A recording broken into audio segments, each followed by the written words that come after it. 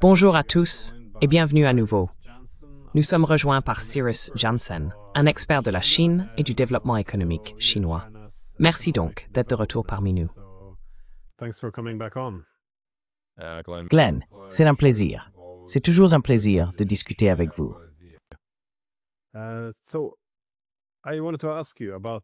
Je voulais donc vous interroger sur la présence croissante de la Chine en Afrique, qui est soit diabolisée, soit célébrée.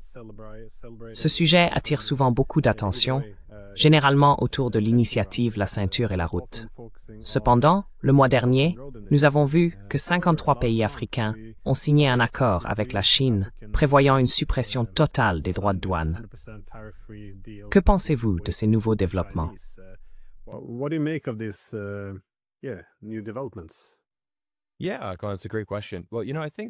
Oui, c'est une excellente question.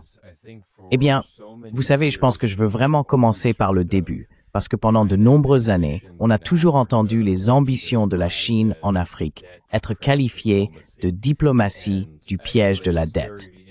Et en fait, c'est très intéressant, parce que ces trois mots sont désormais devenus une sorte de raccourci utilisé par beaucoup dans les médias traditionnels, et certainement dans les médias occidentaux, pour décrire la Chine. Mais ce qui est fascinant, c'est que l'initiative La ceinture et la route a maintenant 12 ans, et il n'y a jamais eu un seul projet qui ait été saisi par le gouvernement chinois. Aucun pays n'a jamais fait défaut sur ses prêts, au point que la Chine en prenne le contrôle.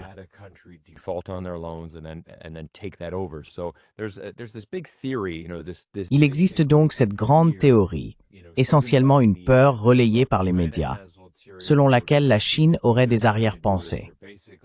L'idée serait qu'elle accorde tous ses prêts à des pays africains pauvres et qu'à un moment donné, ces pays ne pourront plus rembourser. Alors la Chine passerait à l'action. Elle viendrait, prendrait tout l'argent, saisirait des terres et des bâtiments gouvernementaux et finirait par conquérir et coloniser l'Afrique. Voilà la théorie. Mais encore une fois, nous n'avons vu aucune preuve pour étayer cela. En fait, c'est même le contraire. Nous avons vu la Chine annuler des prêts.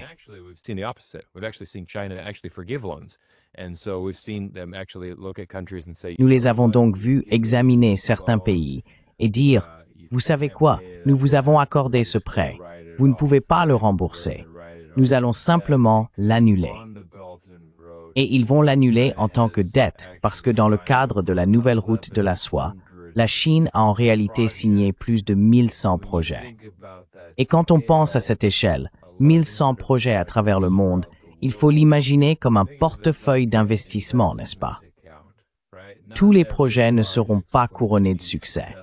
Certains échoueront, d'autres réussiront, et certains seront moyens.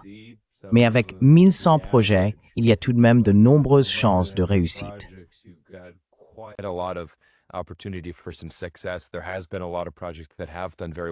Il y a eu beaucoup de projets qui ont très bien réussi, et je pense que pour ceux qui n'ont pas marché, ils peuvent les comptabiliser en pertes et continuer à avancer.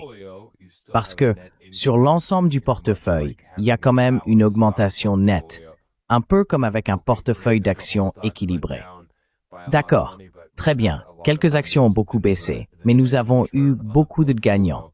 Donc le rendement net du portefeuille est en fait positif. Donc oui, c'est le premier point que je veux vraiment aborder. Nous n'avons pas vraiment vu de preuves suggérant que la Chine pratique la diplomatie du piège de la dette. Mais très souvent, comme on le voit dans les médias occidentaux, on présente la Chine d'une certaine manière. Et cela sert de tactique de peur pour s'assurer que les gens dans les pays occidentaux craignent vraiment la Chine. Je pense qu'au final, c'est parce que, par exemple, les États-Unis n'ont pas les ressources pour investir et construire une initiative comme celle de la Chine.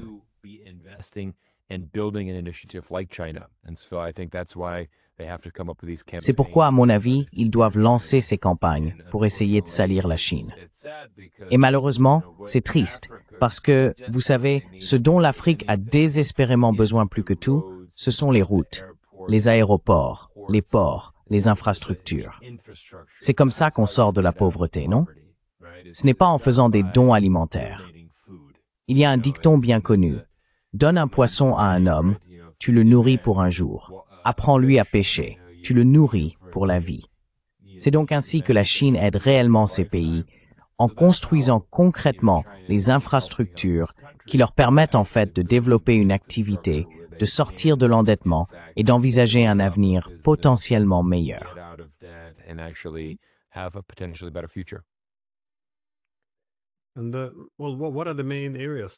Eh bien, quels sont les principaux domaines sur lesquels la Chine se concentre? Parce qu'on considère souvent, peut-être que c'est un peu une projection, qu'il ne s'intéresse qu'aux ressources naturelles. Mais la coopération économique va bien au-delà des ressources, même si bien sûr l'Afrique est un continent très riche en ressources.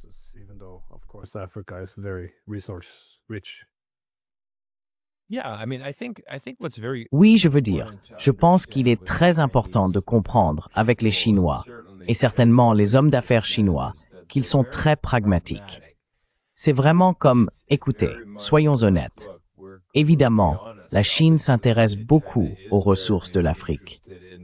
Les nations occidentales aussi, n'est-ce pas? Tous les pays s'intéressent aux ressources de l'Afrique.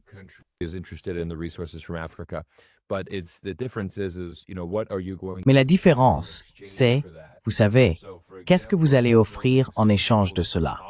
Donc, par exemple, si vous construisez des écoles, des hôpitaux, des routes, des aéroports, des chemins de fer, des avantages concrets pour les populations africaines qui vont améliorer leur qualité de vie, eh bien, c'est un très bon échange, n'est-ce pas?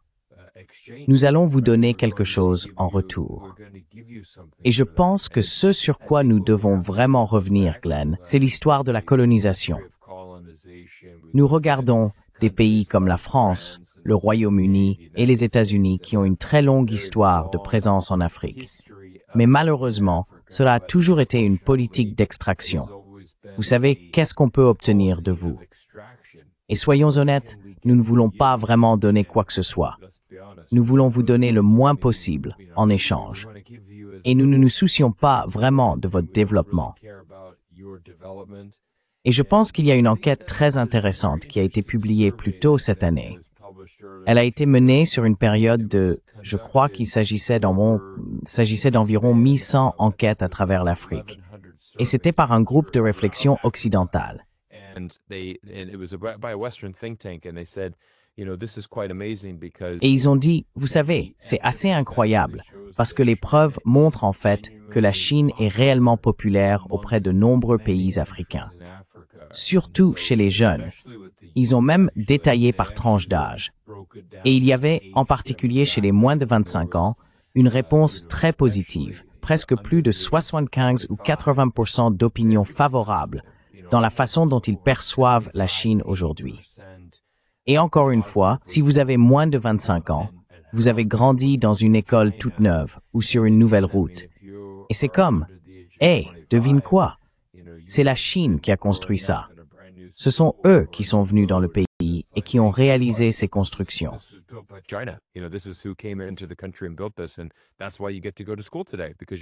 Et c'est pour cela que tu peux aller à l'école aujourd'hui, parce qu'il y a une nouvelle route pour y aller, et qu'il y a une école, parce que la Chine l'a construite.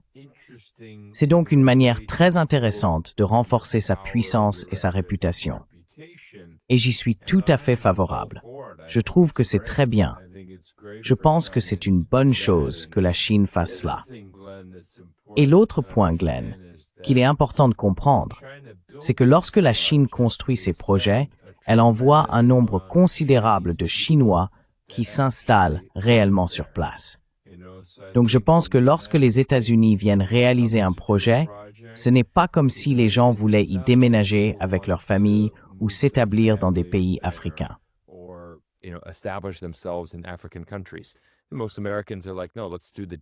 La plupart des Américains se disent « Non, faisons l'affaire et partons.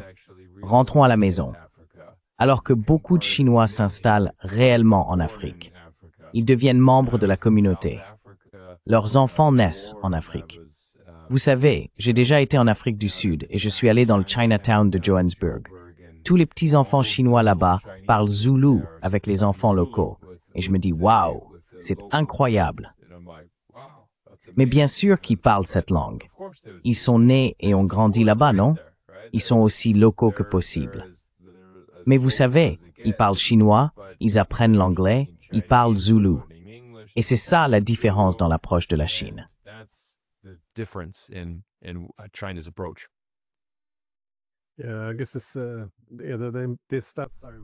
J'imagine que ces statistiques sont importantes, parce qu'à chaque fois qu'on entend ces reportages dans les médias, il y a toujours cette idée que, eh bien, la Chine veut profiter de l'Afrique, et que nous allons venir les aider. Mais évidemment, cela nie une certaine forme d'autonomie de leur part. Comment voyez-vous évoluer le rôle de la Chine en Afrique? Parce que ce qu'il était il y a 20 ans n'est plus du tout la même chose aujourd'hui. Et cela nous amène à la situation actuelle, où la Chine est en mesure de signer cet accord avec, encore une fois, 53 nations africaines.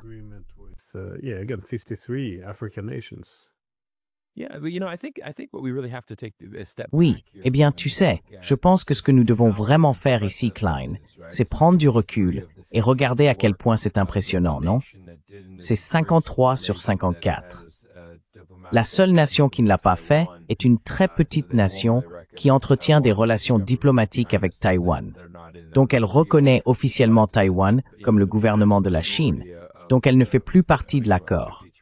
Mais, tu sais, la grande majorité, je veux dire 53 sur 54, c'est presque tout le continent qui s'engage. Et il y a aussi quelque chose d'assez intéressant. Quand on regarde la différence entre la façon dont la Chine et les États-Unis mènent leur diplomatie, c'est vraiment fascinant. Tous les 2 ans, ou chaque année, pardon, il y a un sommet Afrique-Chine et il change de lieu à chaque fois.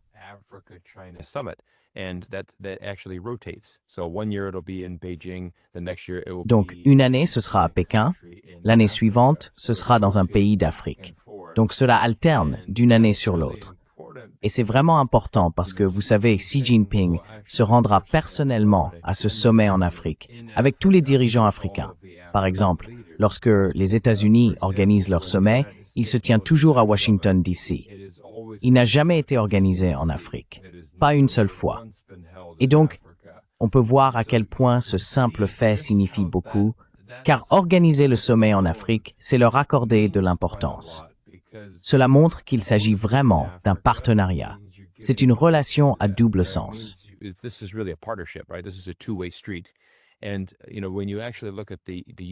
Et quand on regarde réellement le sommet États-Unis-Afrique, une grande partie du contenu consiste en fait à dire « Nous pensons que vous devriez travailler avec les États-Unis.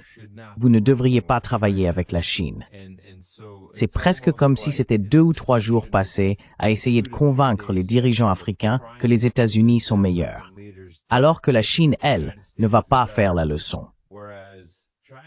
Elle ne va pas se soucier que vous fassiez des affaires avec les États-Unis. Faites des affaires avec qui vous voulez. Mais nous organisons un sommet Chine-Afrique. Donc, nous allons parler de la façon dont vous pouvez faire des affaires avec nous. Il y a donc presque un facteur de jalousie. C'est une dynamique très intéressante à observer, et c'est très courant.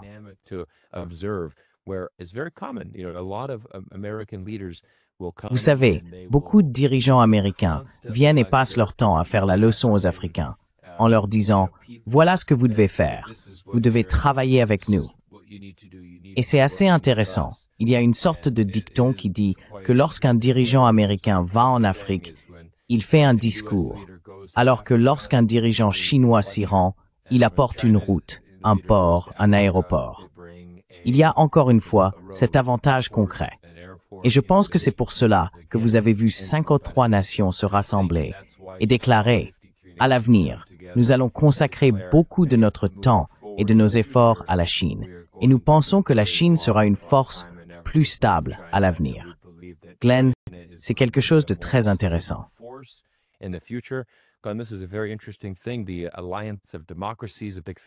L'Alliance des démocraties, un grand groupe de réflexion, a publié il y a seulement quelques semaines une nouvelle enquête montrant que 69% de la population mondiale a désormais une meilleure opinion de la Chine que des États-Unis. Il s'agit donc en réalité d'une tendance beaucoup plus globale. Je dirais que oui, l'Afrique montre la voie, mais on observe ce phénomène à peu près partout dans le sud global. c'est-à-dire l'Amérique latine, l'Amérique du Sud, toute l'Afrique, le Moyen-Orient, l'Asie du Sud-Est. Il s'agit donc en fait de la majorité mondiale de la population.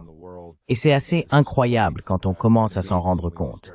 Cela devrait vraiment servir de signal d'alarme aux responsables politiques américains pour qu'ils comprennent bien. Regardez, la perception du monde est en train de changer.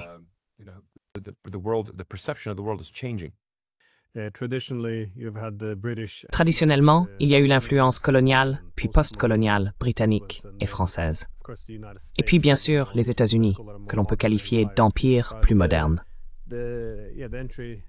Mais l'arrivée de la Chine en Afrique bouleverse réellement certaines des anciennes structures de pouvoir. Dans quelle mesure cela est-il visible? Ou est-ce un aspect avec lequel les Chinois ont du mal à composer?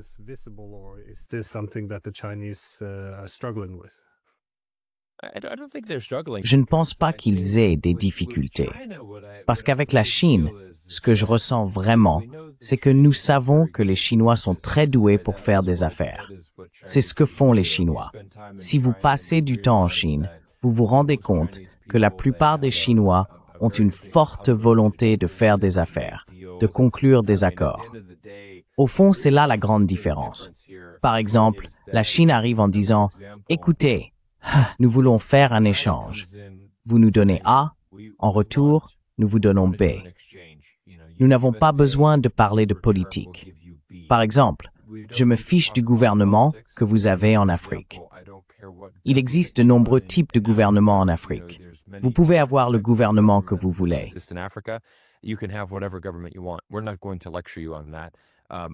Nous n'allons pas vous faire la leçon là-dessus. Encore une fois, nous sommes ici pour A. Nous vous donnons A, vous nous donnez B. Très simple, très pragmatique. Et c'est un contraste très marqué, car aux États-Unis, nos sénateurs ont déclaré, par exemple, « Nous ne soutenons pas ce pays africain sur les droits des homosexuels, par exemple. Et si vous ne changez pas vos politiques dans votre pays pour nous plaire, nous vous sanctionnerons ou nous couperons votre accès au dollar américain, ou nous pourrions potentiellement cesser de commercer avec vous. » Et la Chine dit, « Écoutez, nous n'allons pas nous en mêler. Ce que vous faites dans votre pays et les lois qui régissent votre territoire, cela vous appartient, n'est-ce pas? Nous ne sommes pas là pour vous dire que vous devez adopter un gouvernement communiste. Nous ne sommes pas là pour vous dire, « Hey, les politiques que votre gouvernement adopte dans votre pays ne correspondent pas aux valeurs chinoises. » Vous ne voyez pas ces contradictions. Et donc, encore une fois, je pense que vous avez une approche très pragmatique. Ou encore une fois, la Chine, c'est pour cela que la Chine est le premier partenaire commercial de près de 150 pays dans le monde. Parce qu'au fond, il s'agit vraiment de faire des affaires.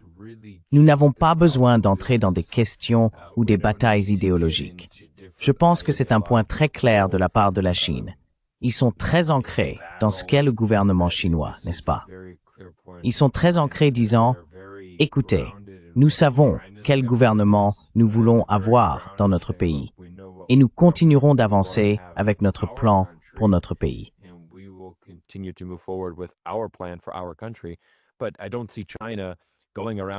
Mais je ne vois pas la Chine aller partout en disant « Hey, nous devrions répandre le socialisme aux caractéristiques chinoises. Ça devrait être le modèle pour le monde. » Je veux dire, encore une fois, on voit l'inverse, non? On voit l'inverse avec les États-Unis. Les États-Unis sont vraiment dans l'idée que si vous n'êtes pas une démocratie, vous êtes un ennemi. Et nous voulons vous changer. Nous voulons un changement de régime. Je veux dire, même cette semaine, on a vu sans doute le rapport le plus ridicule que j'ai jamais vu publié par un think tank américain, qui disait « Se préparer à la Chine après le PCC. Qu'est-ce qui va se passer quand le gouvernement chinois échouera? »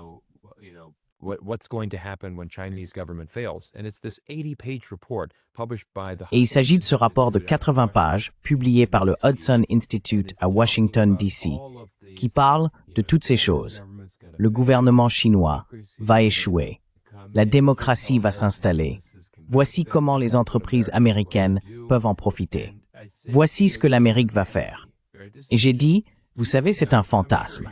Je suis sûr que les politiciens américains aimeraient que cela se produise, mais encore une fois, j'enregistre ci sur place à Guangzhou, en Chine. Venez en Chine, venez parler aux gens, venez voir comment ce pays avance. Vous ne verrez aucune preuve que cela va arriver. Et encore une fois, comment les États-Unis s'ingèrent-ils dans les affaires des autres?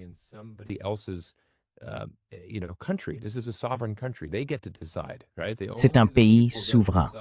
Ils ont le droit de décider, non? Les seules personnes qui décident du gouvernement ici seront le gouvernement chinois et le peuple chinois. Ils ne devraient subir aucune influence extérieure.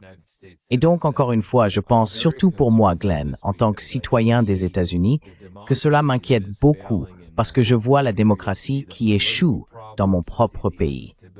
Je vois les problèmes politiques, je vois l'instabilité, et à mon avis, concentrons-nous sur nos propres affaires. Franchement, je ne pense pas qu'il y ait beaucoup de pays dans le monde en ce moment qui regardent le président américain, la démocratie américaine, et se disent « ça a l'air super, je pense que nous devrions étudier ce modèle politique ».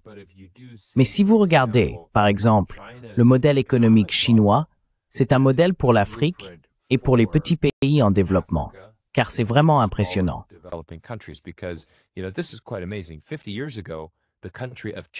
Il y a 50 ans, le Tchad en Afrique était en réalité plus riche que la Chine.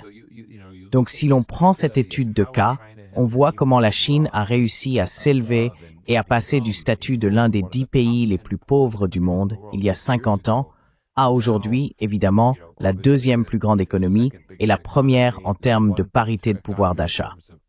On observe donc comment la Chine a pu évoluer et comment y est-elle parvenue. Grâce à l'économie, à l'ouverture, à la fabrication, à la construction d'infrastructures, à l'investissement. J'ai beaucoup voyagé en train à grande vitesse en Chine au cours du dernier mois, partout dans le pays. C'est ma façon préférée de voyager. Et les gares sont bondées. La possibilité de monter dans un train à grande vitesse et d'arriver dans la ville suivante en, disons, 1 heure, c'est tout simplement incroyable.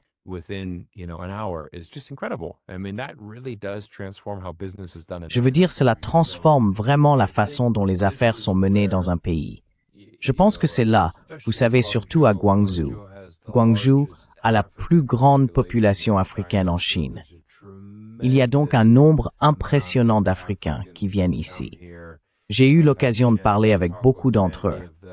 C'était fascinant quand je suis passé par la douane à l'aéroport. Il devait y avoir 500 personnes dans la file.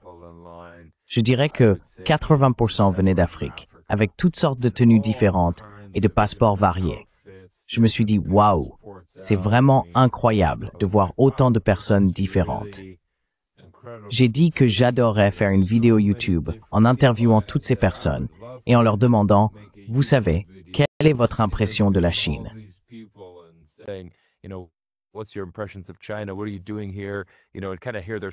Que fais-tu ici? Tu sais, et entendre un peu leurs histoires. Je pense que ce serait fascinant. Mais je veux dire, tu sais, encore une fois, c'est ce qui se passe, non? Tu viens ici, sur le terrain en Chine. Tu vois des dizaines de milliers d'Africains ici à Guangzhou qui viennent. Cela fait des décennies que c'est un grand centre pour les Africains. Encore une fois, tu retournes en Afrique, tu vois des Chinois là-bas. Donc c'est très simple. Je pense qu'une fois que tu te retires de cette bulle médiatique occidentale, que tu commences vraiment à aller dans des endroits comme la Chine, à parler aux Africains, à vraiment voir ce qui se passe, tu obtiens une perspective différente du monde. Et donc, je pense que la Chine est, à mon avis, aux commandes pour l'avenir de l'Afrique.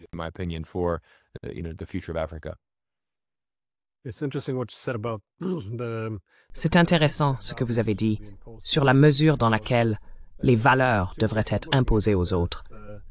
Car il y a deux façons de voir les choses. En Occident, nous disons toujours que lorsque nous conditionnons le commerce, c'est pour promouvoir la bonne gouvernance, ce qui est considéré comme une vertu. Et la critique adressée à la Chine, c'est qu'elle ne fait pas cela. Elle fait simplement des affaires avec n'importe qui. Mais encore une fois, il vaut la peine de discuter dans quelle mesure cela constitue réellement un désavantage. Car faire des affaires avec tout le monde semble être un meilleur modèle à bien des égards. Et aussi, il y a l'universalisme de cette approche.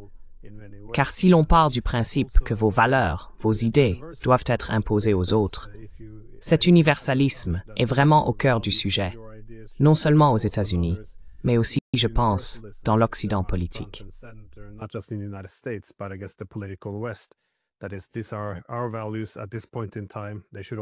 Autrement dit, ce sont nos valeurs à ce moment précis. Elles devraient aussi être les vôtres. Donc oui, la Chine a très ouvertement parlé de la préservation de la spécificité des civilisations. En particulier, Xi Jinping, du moins, s'est beaucoup exprimé à ce sujet. Je me demandais dans quelle mesure l'Afrique est incluse dans une connectivité économique plus large. Par exemple, existe-t-il une coopération sur les questions financières? Les banques ont-elles des accords de swap de devises? De plus, je sais que c'est un sujet qui vous a préoccupé, le remplacement du GPS dirigé par les Américains par le système chinois Beidou. Est-ce aussi quelque chose que le secteur technologique développe en Afrique?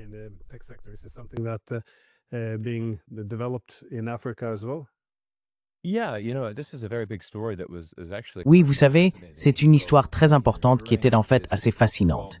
Donc pendant cette guerre de 12 jours entre Israël et l'Iran, il y a eu un moment où tout à coup on a commencé à se demander comment Israël obtenait ces informations pour cibler ses responsables iraniens. Ils utilisaient en réalité le GPS sur leur téléphone, en suivant leurs messages Instagram et WhatsApp. Et il y a là une grande vulnérabilité. Si vous utilisez ces réseaux contrôlés par les Américains, malheureusement, vous avez littéralement une cible dans le dos. Je veux dire les États-Unis, et en fait peu de gens le savent, mais le GPS, le système utilisé partout dans le monde, est en réalité contrôlé par l'armée américaine.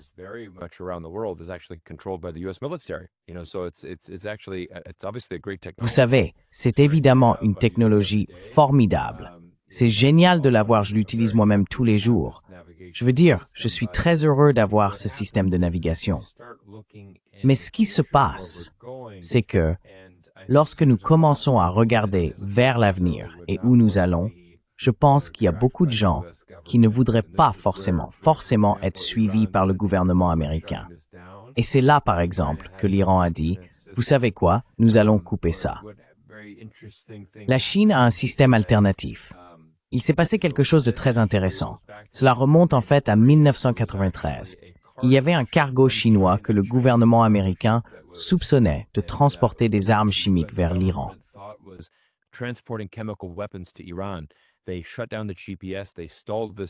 Ils ont désactivé le GPS. Ils ont immobilisé ce cargo dans l'océan Indien pendant 24 jours. Et bien sûr, ils l'ont inspecté et n'ont rien trouvé d'anormal. Il n'y avait pas d'armes chimiques à bord. Mais la Chine était très frustrée. Ils ont dit, comment pouvez-vous avoir l'autorité de bloquer notre navire et d'exiger de le fouiller? Nous ne faisions rien de mal. Ce n'était qu'un cargo. Mais les États-Unis ont répondu, c'est notre prérogative. Nous sommes la police du monde. Nous pouvons faire ce que nous voulons. Et donc c'était encore en 1993. C'est à ce moment-là que la Chine a dit, nous devons construire le nôtre. Nous ne voulons pas dépendre de cela, car c'est une vulnérabilité. Et c'est un schéma assez courant que l'on observe entre les États-Unis et la Chine. Par exemple, vous savez, la station spatiale, n'est-ce pas?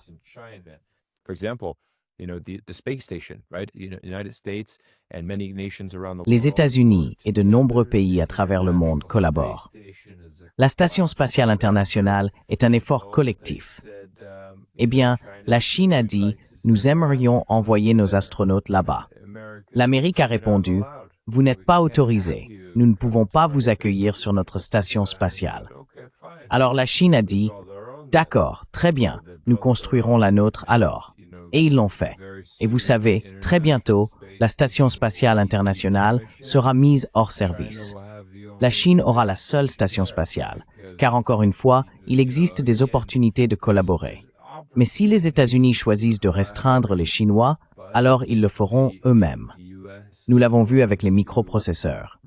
Vous n'êtes pas autorisés à acheter nos microprocesseurs avancés. Pas de problème.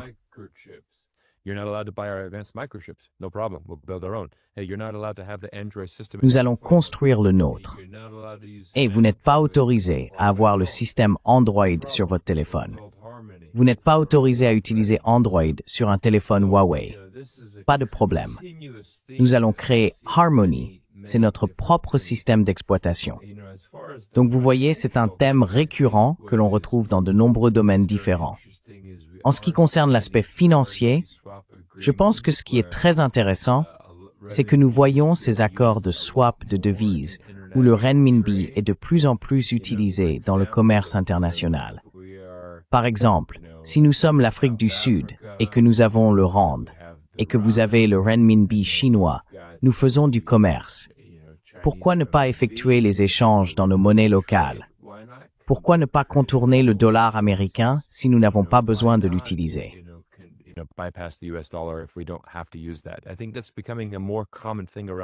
Je pense que cela devient de plus en plus courant dans le monde. Nous avons eu le sénateur Marco Rubio qui a déclaré que c'était terrible. Par exemple, le Brésil fait de plus en plus de commerce avec la Chine. Nos droits de douane et nos sanctions seront complètement inutiles dans quelques années seulement, car ils vont contourner le dollar américain. Encore une fois, c'est le résultat d'un gouvernement qui impose constamment ses droits de douane et ses sanctions. Quand on regarde combien il y en a, on voit que les gens en ont assez.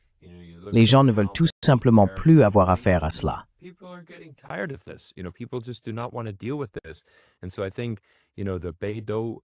Donc je pense que, vous savez, le système de satellite Beidou, qui est l'équivalent chinois du GPS, fonctionne désormais dans près de 70% du monde.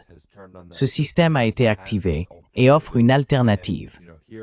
Et vous savez, ici dans les rues de Chine, j'utilise Baidu par exemple, Baidu Carte. La technologie est fantastique. Je veux dire, c'est bien plus avancé que Google Maps. La précision est vraiment au centimètre près. C'est incroyable à quel point ces systèmes sont précis et à quel point les cartes sont impressionnantes. Même lorsque vous utilisez le système de navigation, ils ont intégré tous les bâtiments en 3D. C'est vraiment, vraiment détaillé, la façon dont ils ont fait ça. Donc, encore une fois, je pense que ça pose la question du type de monde dans lequel nous voulons vivre.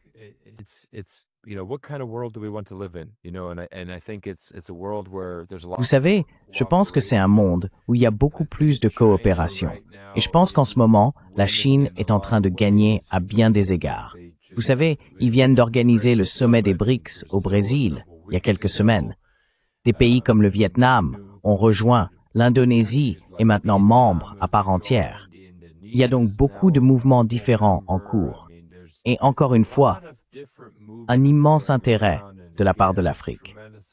Et je pense que l'essentiel, et en quelque sorte la morale de la vidéo d'aujourd'hui et de notre entretien, c'est qu'on peut vraiment voir qu'il y a un désir ardent. Vous savez, Glenn, toi et moi, nous sommes tous les deux YouTubeurs.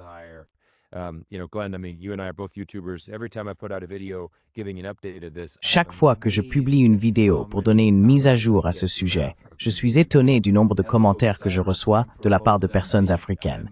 Bonjour, Cyrus, je viens du Mozambique. Je suis un grand fan des BRICS. J'adore ce que fait la Chine. Nous voulons que notre pays en fasse partie. Bonjour, je viens du Nigeria. Bonjour, je viens d'Afrique du Sud, vous savez, d'Algérie, de partout. Les gens veulent vraiment voir cela. Et c'est assez incroyable, encore une fois, de sortir de la bulle médiatique et de commencer à parler réellement avec des Africains. Ils ont une perception très différente de ce qui se passe dans notre monde en ce moment.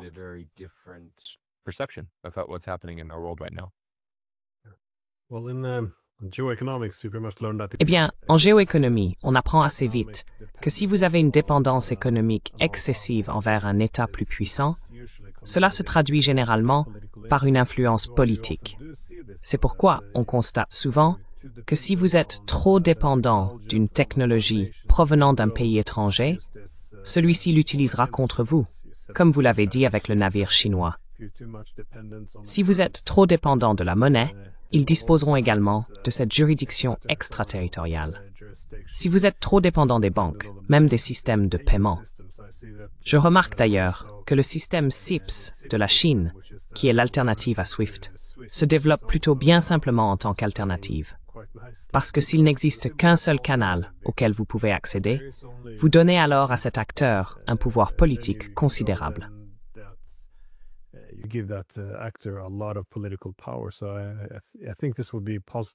Je pense donc que ce serait positif pour l'Afrique dans son ensemble. La capacité à réellement diversifier, à éviter toute cette concentration du pouvoir entre les mains d'un seul partenaire économique, ce qui rend ensuite la souveraineté politique très difficile à atteindre. Absolument. Mais juste une dernière question. Vous avez mentionné que des personnes comme Marco Rubio ont exprimé des inquiétudes selon lesquelles les sanctions futures ne fonctionneraient pas si les pays avaient des alternatives. Mais alors que la Chine multiplie ses percées en Afrique, je veux dire, les États-Unis disposent d'un budget important pour informer les gens à quel point la Chine est néfaste dans les médias, ce que nous appelions autrefois de la propagande politique. Mais soit. Mais comment l'Amérique tente-t-elle de contrer cela autrement? Parce que la Chine, manifestement, n'est pas stagnante. L'équipe de coopération semble s'étendre, donc plus de nations, englobant de plus en plus d'activités économiques. Comment les États-Unis vont-ils répondre à cela? Mènent-ils un programme de développement complémentaire? Cherchent-ils à saboter les Chinois? Que peut-on faire?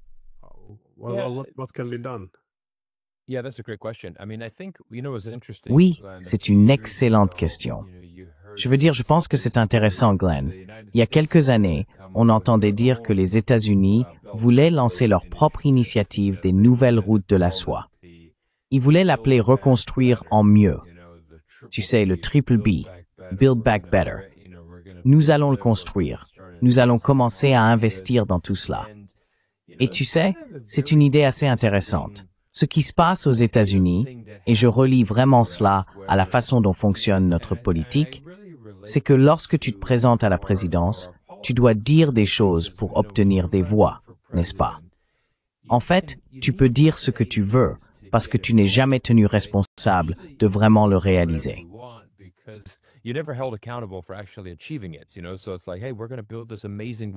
Vous voyez, c'est comme « Hey, on va construire ce mur incroyable à la frontière du Mexique. Ce sera formidable. » Et devinez quoi? On va faire en sorte que le Mexique paye pour la construction du mur. Donc beaucoup d'électeurs se disent « Super, ça a l'air génial. » Bien sûr, ça n'arrivera jamais. Mais c'est ça le problème, non? On peut dire tout ce qu'on veut. Et tout à coup, les États-Unis disent « OK, vous savez quoi? La Chine a la ceinture et la route. Nous, on a Build Back Better. » Et bien sûr, comme l'Amérique sait le faire, on va le faire mieux. On va le faire en plus grand. On va le faire mieux. Ce sera incroyable. On va investir des milliards de dollars.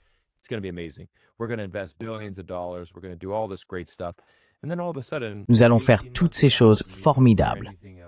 Et puis tout à coup, 18 mois passent et on n'en entend plus jamais parler. Vous faites une recherche sur Google, vous ne trouvez aucun article à ce sujet. Vous demandez autour de vous, vous demandez aux médias des nouvelles de Build Back Better. Ça va être génial, ça va être fantastique. Donc encore une fois, on a presque cette annonce pour essayer de gagner en crédibilité. Mais au final, si vous n'êtes pas sur le terrain et que vous ne construisez pas réellement des choses concrètes, comment allez-vous influencer les gens? Et c'est là que cette étude entre en jeu et devient très importante. Quand vous dites « Regardez, nous avons mené toutes ces enquêtes à travers toute l'Afrique, n'est-ce pas? »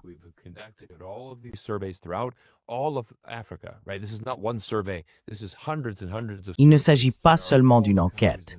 Il s'agit de centaines et de centaines d'enquêtes menées dans tous les pays d'Afrique en interrogeant réellement des personnes de différents horizons, des villages, partout où l'on va.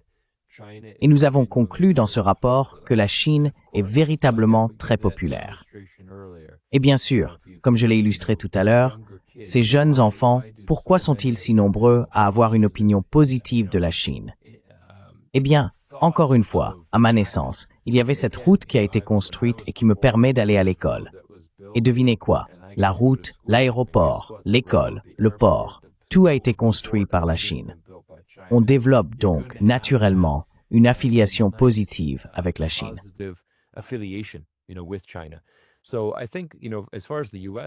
Donc je pense que, en ce qui concerne les États-Unis, malheureusement, la seule chose qu'ils vont faire, c'est continuer à donner des leçons et dire « Regardez, nous sommes toujours la superpuissance mondiale. Vous devriez collaborer avec nous. » Mais tu sais, Glenn, toi et moi savons bien que le monde a changé. Ce n'est plus le monde unipolaire qui existait autrefois. Oui, il y a eu une époque dans l'histoire où les États-Unis étaient la seule superpuissance. Ils étaient relativement inchangés et disposaient d'un pouvoir d'influence considérable. Mais cette époque est révolue.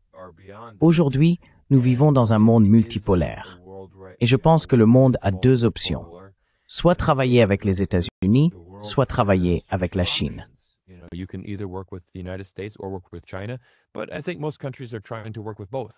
Mais je pense que la plupart des pays essayent de travailler avec les deux.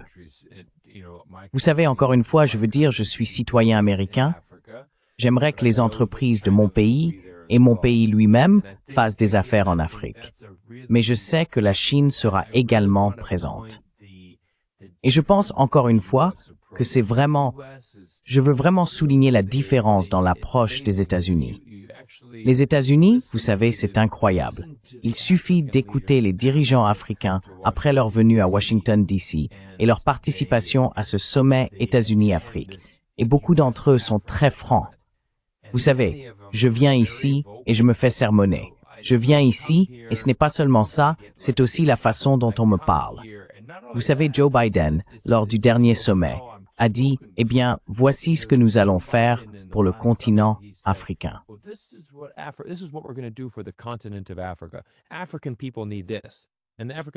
Les Africains en ont besoin.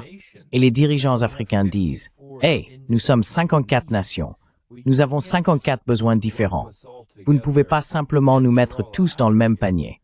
Oui, nous sommes tous africains, mais le continent est très unique et diversifié. Regardez simplement les paysages. Chaque pays n'est pas le même. Donc nous aurons tous besoin de choses différentes. Et c'est là que la Chine adopte une approche très différente. Il dirait, organisons 54 réunions individuelles. Pourquoi? Parce qu'ils ont besoin de rencontrer chaque pays individuellement et de comprendre les besoins de chacun.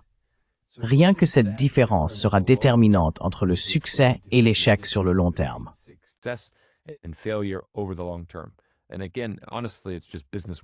Et encore une fois, honnêtement, c'est simplement les bases du business. Il s'agit de cultiver des relations et franchement, de prendre le temps d'écouter l'autre partie. Et je pense que malheureusement, ce n'est pas le point fort des États-Unis. Parce que la façon de faire américaine, c'est notre façon est la meilleure. Nous sommes les meilleurs. Nous avons cet exceptionnalisme américain qui malheureusement nous est inculqué dès le plus jeune âge. Mais comme vous pouvez le voir, j'ai passé beaucoup de temps à l'étranger. Ce n'est pas que je n'aime pas les États-Unis, c'est mon pays d'origine.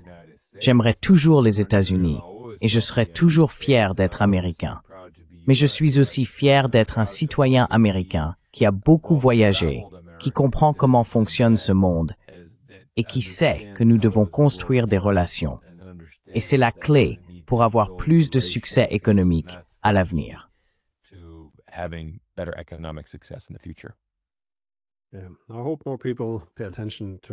J'espère que davantage de personnes porteront attention à l'Afrique, en raison de la croissance démographique, mais aussi de la croissance économique. On oublie souvent que beaucoup des économies à la croissance la plus rapide aujourd'hui sont également africaines. Elles s'en sortent très bien. Il y a beaucoup d'opportunités. Donc le fait que la Chine joue un rôle clé dans tout cela est un développement historique très important. C'est vraiment le cas. Quoi qu'il en soit, Cyrus, merci beaucoup, mon ami, d'avoir pris le temps. J'espère pouvoir te convaincre de revenir une autre fois. N'importe quand. Toujours du temps pour toi, mon ami. Merci pour tout ce que tu fais et félicitations pour le succès de ta chaîne. J'adore toujours voir sa croissance et le fait qu'elle touche de plus en plus de monde. Merci. Très bien. Prends soin de toi.